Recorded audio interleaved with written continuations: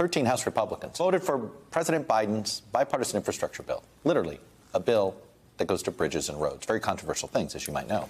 Those Republicans are now facing a backlash from former President Trump. Congressman Upton says he has received death threats following his vote. Traitor. That's what you are. You're a piece of traitor. I hope you die. I hope everybody in your family dies.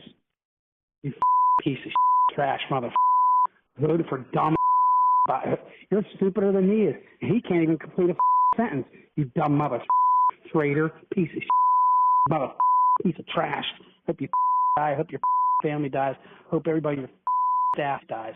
Republicans are furious that there was bipartisan support of a bipartisan infrastructure bill, so much so that there's growing talk of suspending the 13 Republicans who voted for its passage. While Congress members directly involved in the events of January 6th sit happily on their committees, as well as Representative Gosar, who recently shared a video of him slashing AOC's neck with a sword. Spending money on roads and schools and climate legislation is what really went a step too far for the GOP. The official Twitter account of House Republicans even recently tweeted threateningly that, quote, Americans won't forget who voted for the bill. I'm Caroline Johnson. Thanks for watching. Punchbowl is reporting that Republican leaders are, quote, bracing for rank-and-file lawmakers to attempt to strip committee assignments from the 13 Republican lawmakers who voted for the trillion-dollar bipartisan infrastructure bill. Of course, voters have sent the members vitriolic and threatening messages like this one's sent to Republican Fred Upton. Of course, our favorite right-wing lunatics are leading this charge, with Marjorie Taylor Greene saying that, quote, any Republican that voted yes to an infrastructure bill that helps Biden pass his agenda when bumbling Biden doesn't even know what he's doing, then that Republican is a traitor to our party, a traitor to their voters, and a traitor to our donors. She also accused the 13 Republicans of backing, quote, Joe Biden's communist takeover of America. It's not only Congress members banging this drum. The right-wing press is going at it as well, from National Review's Philip Klein saying that, quote, every Republican who voted for this monstrosity who is not already retiring should be primaried and defeated by candidates who will actually resist the left-wing agenda. The Federalist as well wrote that, quote, betrayal is not too strong of a term. Again, it's difficult to find this type of rhetoric from these right-wing outlets regarding the aftermath of the January 6th insurrection, which,